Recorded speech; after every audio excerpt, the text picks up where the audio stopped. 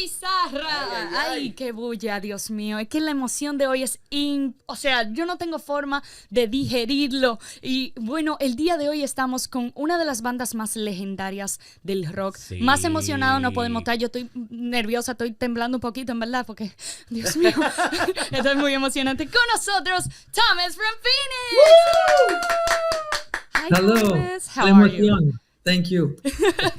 So, what were you doing right before this interview? I was booking flights. Oh no. Okay.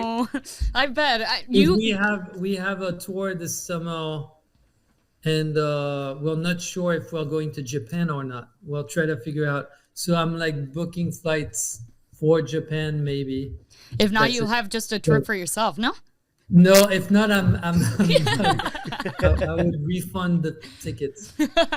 Oh my God. And talking about tour, it's amazing that Phoenix is coming to DR. Latin America has a really big bond with this incredible band. And you guys are starting here in the Dominican Republic. Something you need to know about Dominican Republic, and that's exactly the reason why I am late, like 10 minutes, is the transit. So get ready for the transit at the DR. It's going to be insane. Tell me about... Hi, I'm Chris, by the way. Tell me about... Nice to meet you. Me too.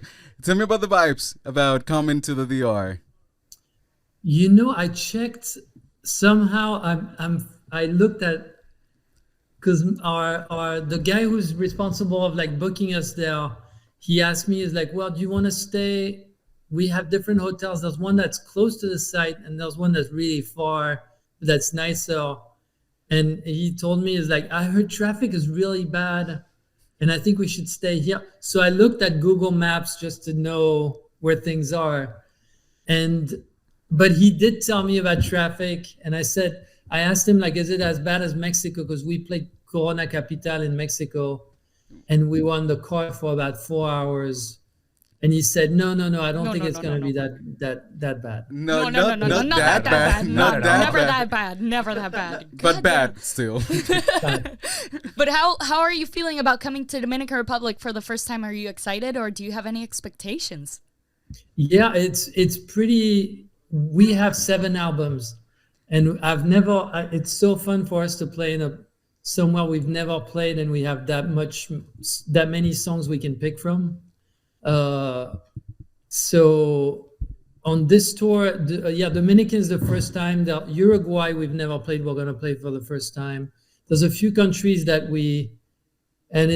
the best. That's like, that keeps you from any temptation of being on autopilot ever or something. Like you can't. So yeah, I don't know. I've been to Dominican Republic twice. A long time ago. Oh. But I've never played. I don't know the music scene there. I don't know much about it. Well, Isle of Light is the perfect place for you to learn not only of the locals, but what's actually, making sound here in the DR. What is really interesting, though, is that before the interview, we were talking about Ezra Koenig, because he did actually come to an Isle of Light. And you were talking that you had a story about this. Could you share it right now? Yeah, he told me he's planning something with Ezra that's a surprise sometimes in the future. But he was telling me, he was like, where are you? And that time to rehearse something I'm like, I'm in Dominican Republic. And he's like, oh, is that festival? And he's been there, and he has great memories of playing there. But I think he just took that trip for that festival and came back.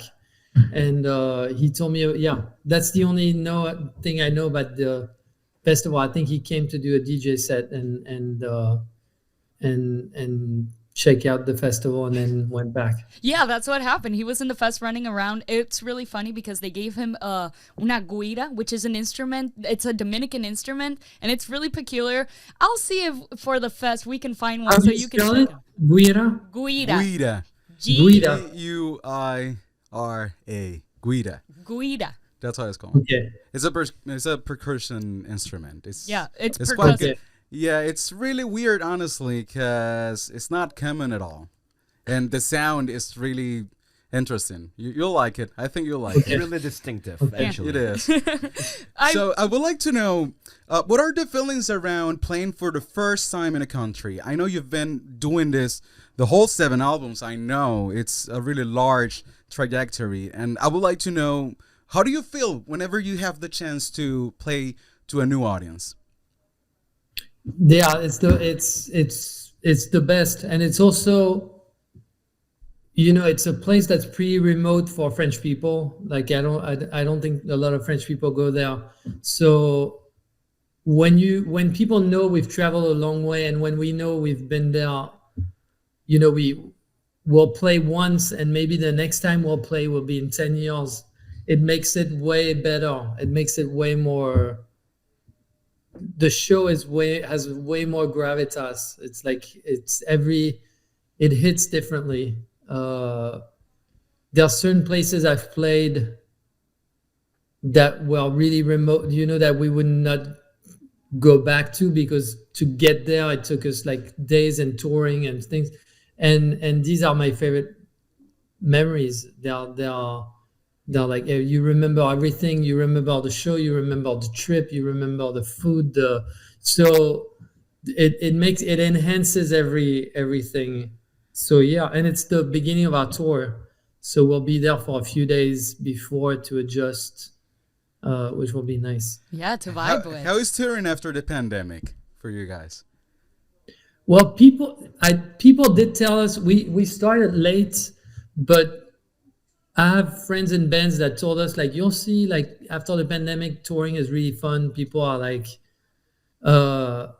maybe that wear out. Maybe now things are back to normal. I think, Right? like, people Yeah, are sort of. yeah. There's still places where it's hard to tour for financial reasons, because pandemic was, Australia. I know many bands that want to go to Australia, but it's tough to go there. It's like so. Apart from that, I think it's not that different from before. It was different for like the first 6 months, I think. And when we did the tour, we toured last summer. We did this very big tour, and then on the last show, everybody got COVID, and it was the end. And so my no God. one had to say goodbye. It was like anticlimactic, because everybody split after like 2 months together. It was with Beck. It was like Japanese Breakfast, Wise Blood. There was a lot of great bands. Wow. And we all, Got a COVID. third of all musicians got, for some reason, every drummer and every bass player got COVID. Yeah. I don't know why. I don't know what's if it's a low frequency. I don't know what it is. I mean, You Thomas, never got it right. Thomas, I think you're onto something here, Yeah, it's a sub. Not that the world needs more conspiracy theories. Yeah, of course. It's a sub. It goes through you with subs. It's a drum and bass disease. I would like to know about the feelings around Alpha Zulu, because when you guys had the chance to actually perform the whole album was after the pandemic. And it was recorded in the Louvre. Of course, So yeah. that is impressive in During itself. the pandemic. Yeah. But Yeah. I would like to stay with the performance, because after 7 albums, I think this is a special one. It was on during the pandemic at that particular place, and it was performed after the pandemic. How do you think people got it? Do you think people actually connected with it as they used to connect with the previous albums? Yeah, I don't know if the pandemic changed the live shows, but it changed the record. It changed the recording. Because we were in the Louvre Museum by some miracle that someone let us in. And How does that happen? Yeah. Yeah, it's someone. When I was a teenager, I would pass the museum, and we would look with my bandmates, would look at the rooms and be like, this is huge. There must be some rooms where they teach classes for paintings, or there's some room for like creating art. And then just before pandemic, someone reached out to us and said, we're doing constructions in certain rooms of the museum. So we're not renting these rooms for exhibits and things like that, but they're available if you want to create something there, if you want to build a studio. Wow. So we built a little studio and the idea was to have it for 6 months and then give the keys to the next musician or artist that was doing, except pandemic hit and we stayed 2 years. Did you pay those 2 years? No, the salary, we paid something very significant. It was just no, it's very cheap. Yeah. Wow. That's the good thing about France is it opens its door. Like a lot of the buildings that are owned by the state are like used for arts and so you get they open all these places for musicians or to make movies or to make to anything creative. It'll be accessible. Wow. Well, and what about the performance? That was the question. What do you think people are connecting with the album like they were connecting with previous albums, or they're not? What do you think? Because maybe you guys didn't have the same tools and the same time to actually promote it. I don't know. I just would like to know. Things are a little more slow these days because albums don't exist in the same way. Yeah. When you play a small show, when we play the first shows of the tour, the people that come see us are all people that know us really well and they know every new song that we put out. So they know the lyric, they react instantly to it. But when you play a festival, you'll have a crowd that only knows the songs that are on playlists, pretty much. Songs, just like singles, and so they connect to it less, but it's kind of healthy. It was always the same. It's just if you put out a single and it's played on the radio versus an album. So there are certain songs there's also certain songs that are meant to connect in a different way. Mm-hmm. Like we've had songs in the past, like Love Like a Sunset is a song. It's a long instrumental song and people connect to it very differently. On this album, there's a song called Winter Solstice. Love. Where people are the crowd reaction. If you didn't see the crowd, you would think that people are really bored because you don't hear anything. But then if you look at the amount of phones filming, they're like triple compared to other songs.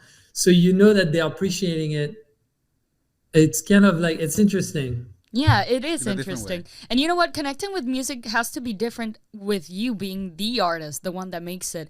And there was a quote that you said on another interview that was super funny, that making music is not actually fun. There's a 1% that is kind of fun, but then actually making it, the creative process, is hard. Did that also happen with Alpha Zulu being in a different condition than other albums? Yeah, I don't think, there's always a part that's fun, but it's way less than the part that's a struggle.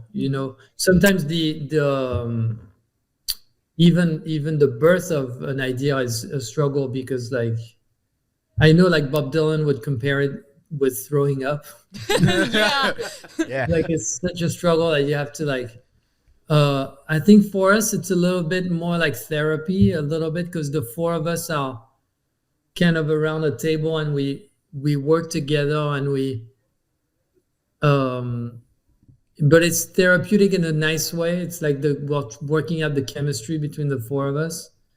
But what we're bad at is finishing a song. Usually when you have an idea, you should finish it right away.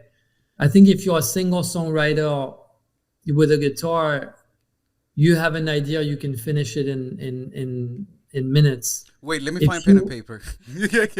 If you're in a band and everybody's instruments is different and you keep changing and you work with samples and all these things, to finish a song is It's childbirth. Yeah, it's crazy. It's It becomes a birth, puzzle. a literal birth. Yeah. It is amazing. You know what? You talk about being on tour with your band members. You have been touring for a really long time. Not only were you musicians before becoming huge musicians, but I would like to know, because, for example, there's another band that is going to be presenting themselves in Isle of Light called Banda Los Chinos, Argentinian, by the way.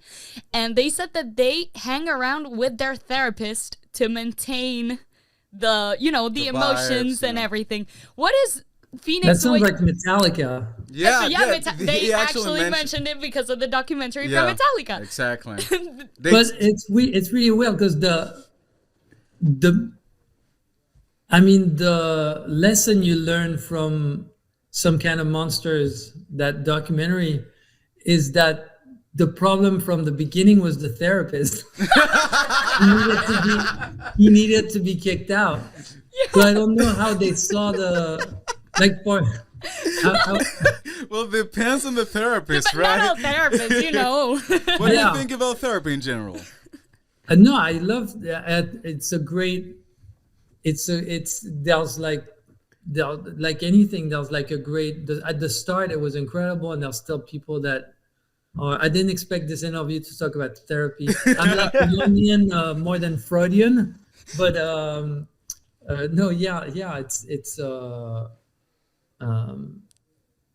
it's a great tool. I don't know about, it's a different kind of therapy. There's Some Kind of Monster therapy was really sort of not really therapy, is more abuse and scamming. Scamming, of course. Than real therapy. Yeah. There. But it did lead to them being together, and it did lead to a great documentary. I hope that band is filming themselves. Oh man, Me too. But I would like to know, how do you keep the cool in the band after so long of making music and being friends? Because you guys are actually, I think you guys are family at this point, no? Yeah, we don't need a therapist, but I'm not bragging about the fact that we don't need one. I'm very. It's lucky that we're like brothers, yeah. So it's, I don't even know what it would be like with a therapist. Not necessarily with the therapist, but do you guys bond together? Do you go out even after making music? We're always together. We barely. I mean, the amount of fights we had, well, you can count them on a hand, yeah. On a hand. And my last fight with one member was 32 years ago, maybe. 32 years ago. Yes, we were 14. In the beginning, when you guys started. Do you remember why? All we did was fighting. Of course you did. We fought for a year, and then we got it over with. And but I think we're enjoying the good moments and the very bad ones as well. Like, I think when you're with friends, if you have like a bad show or it turns out to be a great memory. Ultimately, you remember it differently. I always feel for the solo artists these days, because whenever they do, I don't know, it seems like it would be. It'd be really hard to make it in the long term. Of course, and obviously. now the artist has to do so many things at the same time and carrying the whole weight of the career. It's really hard for a solo artist. And I think the fighting, it's part of the process for any band. I think that's the way you guys actually find your sound. How was it for you? It was kind of hard to find a particular sound for Phoenix? Yeah, it kind of defined us because we grew up while everything was very in high school. I remember every kid, you had to listen to one side of music. You couldn't listen to two things. And our first album was just a collection of different styles, and that couldn't exist together. And now it seems common, but back then there's a song called Funky Square Dance that has like a Van Halen guitar solo. There's a song called Definitive Breaks that's a drum machine with a sax solo. These were like these were like Crazy ideas back then. Yeah, you would be exiled for these musically by your music pals. This is not the case anymore. But I think, yeah, we grew up with the frustration that you had to listen to one thing. In France, there was one radio for every specific music style, and they were not talking to each other. You know, they were not, more than that, the professional side of music was so closed and possessive that you would sometimes have the same person playing on every record. So every record tend to sound the same because it was the same session musician. And that only changed once you were able to make music in your bedroom, which all the bands that came from France, you know, like Daft Punk and Air and Cassius, were lucky that it happened this way, that we didn't need the big studios that we couldn't afford and that were really like a private club.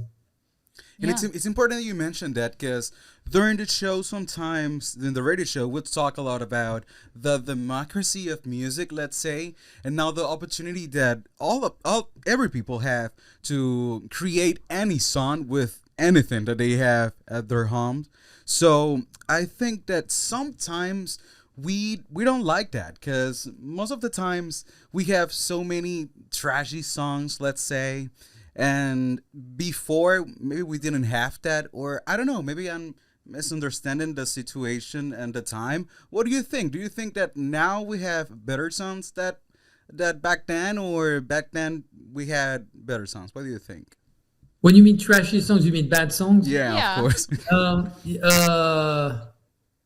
I think it's the same. I think it's whenever there's a new music style, or there's 1% that's good and 1 to 10%, I don't know. And then, but the majority of it is bad. But there's always, in every style, there's always something interesting. You just have to like look for it. My issue these days is that the algorithm tends to, there's less accidents, you know, there's less people getting in your head in a good way. Like I'd rather listen to radio and have people curate music for me than just ask Siri or Alexa about what I want to hear, because then it feels inbred and I'm listening to, I don't want my brain to tell me like, I want to hear this song right now. I want to come across music in a weird way.